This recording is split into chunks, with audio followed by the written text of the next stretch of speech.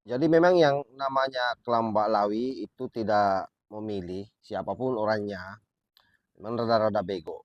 Jadi mulai dari pimpinannya, pimpinan Robita Alawiyah sampai anggota-anggotanya, ya pasti lebih bego lagi kan.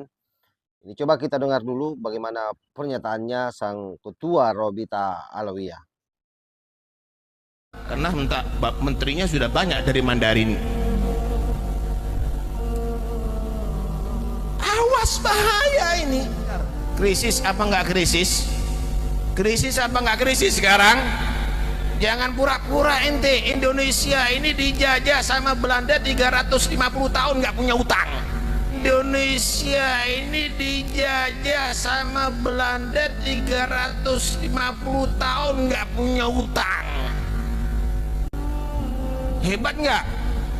Sebelumnya juga dijajah nggak punya utang, diteruskan sama Jepang nggak punya utang, datang lagi Belanda, datang lagi Inggris nggak punya utang.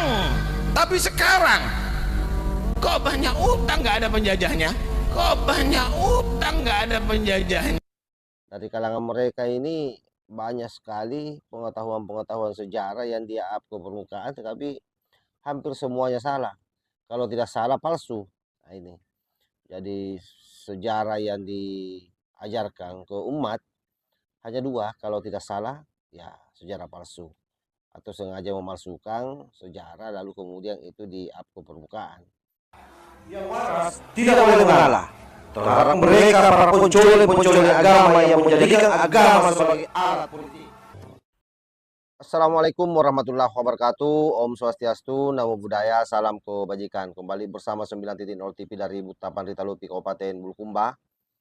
Video di awal tadi itu adalah merupakan video dari sahabat Bun Taufik Asegaf ya, salah seorang tokoh dan bahkan pimpinan dari Robita Alawiyah yang kita kenal selama ini sebagai orang nomor satu di Kelambak Lawi. Kalau kita mendengar apa yang disampaikan oleh beliau, bahwa memang pada prinsipnya orang-orang ini semua ada dalam kode bolang yang luar biasa. Kenapa? Karena pengetahuan sejarah pun yang dia coba up ke publik melalui ceramahnya, saya kira ini sangat memalukan sekali, sekaligus memilukan bagi orang-orang Kelambak Lawi. Kenapa demikian?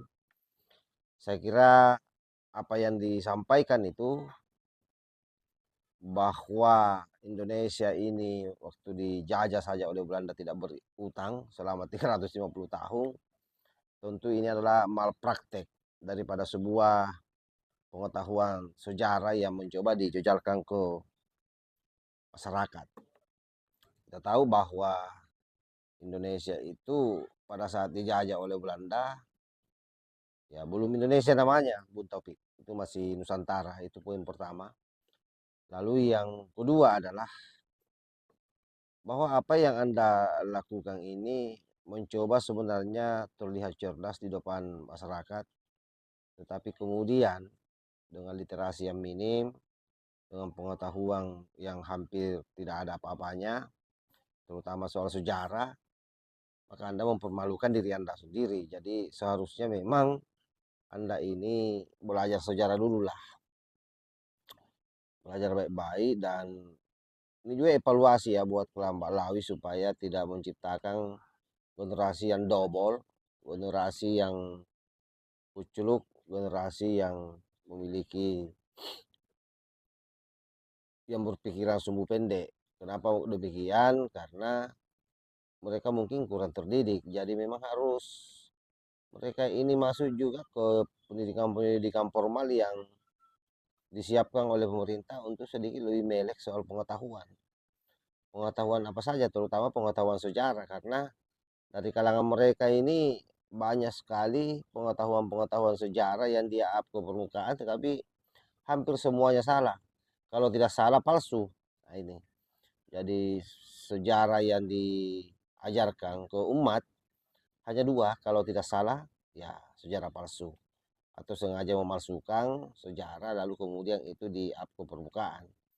Nah itulah yang terjadi selama ini, dan tentu bagi kita semua menjadi satu kewajaran untuk meluruskan ya setiap apa yang disampaikan oleh mereka, manakala hal tersebut kita anggap, kita nilai berdasarkan hasil verifikasi kita akan membodohi umat. Nah, salah satunya ini terkait soal berutannya Indonesia pada saat dijajah oleh Belanda. Ini kan sangat ngibul ya, sangat halu, karena sekali lagi bahwa Indonesia itu tidak pernah dijajah oleh Belanda, tetapi yang dijajah oleh Belanda adalah Nusantara, di mana Nusantara itu terdiri dari kerajaan-kerajaan yang ada di Nusantara ini. Ada kerajaan Banten, ada kerajaan Goa, misalnya di Sulsel ini.